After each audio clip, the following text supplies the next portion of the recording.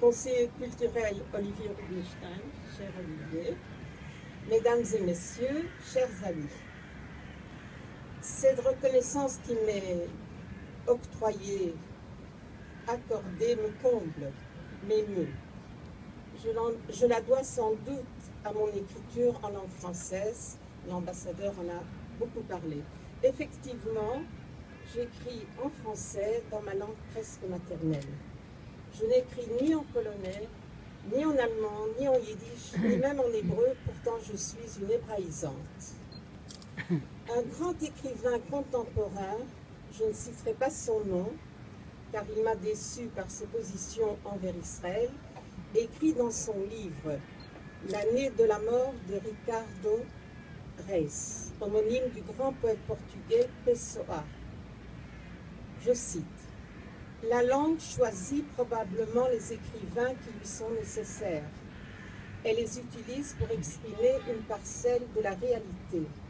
J'aimerais voir ce que sera la vie quand la langue, après avoir tout dit, se taira. » Cette phrase, je la cite souvent.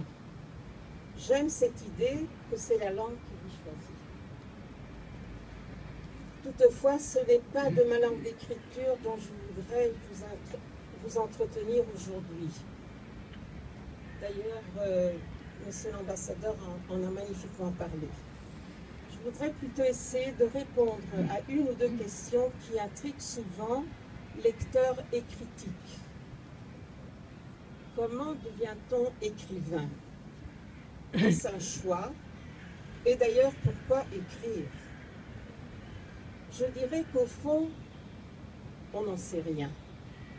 Ce qui ne m'empêchera pas de me livrer devant vous à cet exercice périlleux. Alors, cherchons dans l'enfance, toujours l'enfance.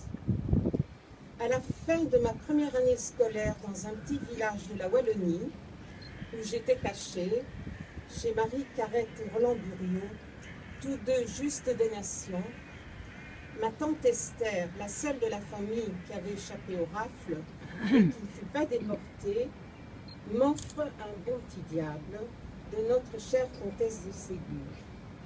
J'ai 6 ans et demi, je suis impressionnée. Ma vocation est toute trouvée, je serai écrivain. La guerre terminée, je quitte le petit village de Boisdaine, dans le Hainaut. Je retourne à Bruxelles. Ma mère, Guy Tellet, fille de Rivka, est revenue d'Auschwitz. Mon père, Moïse, fils d'Esther et de Lève, n'est pas revenu. Lors de ma dernière année scolaire dans le primaire, j'ai 12 ans. Je participe à un concours de rédaction envers la bonté des animaux, un concours général de toutes les écoles de Bruxelles. J'ai écrit une rédaction que j'intitule « Ma chatte Finette ».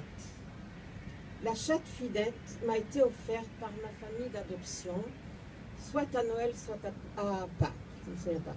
Elle me tiendra compagnie toute la guerre et viendra me hanter jusque dans mes rêves, presque un demi-siècle plus tard.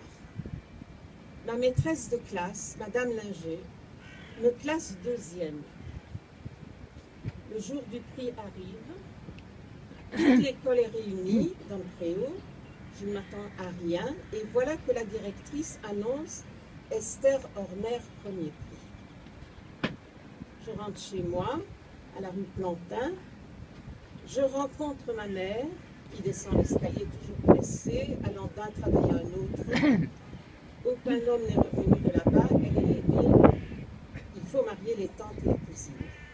Je l'arrête, elle ne s'arrête pas, et moi, toute fière, je crie « J'ai gagné le concours !» Elle répond « Très bien, continue !» À l'âge de 13 ans, je pars en Israël avec l'Aliyat Amar.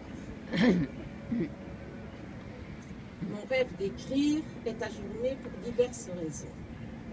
À l'âge de 24 ou 25 ans, je reçois une bourse du gouvernement français pour faire un doctorat de littérature que je ne ferai pas. À peine arrivé à Paris, au contact de la langue française, des livres que je dévore, l'envie d'écrire me reprend. Toutefois, la découverte de Marcel Proust m'empêche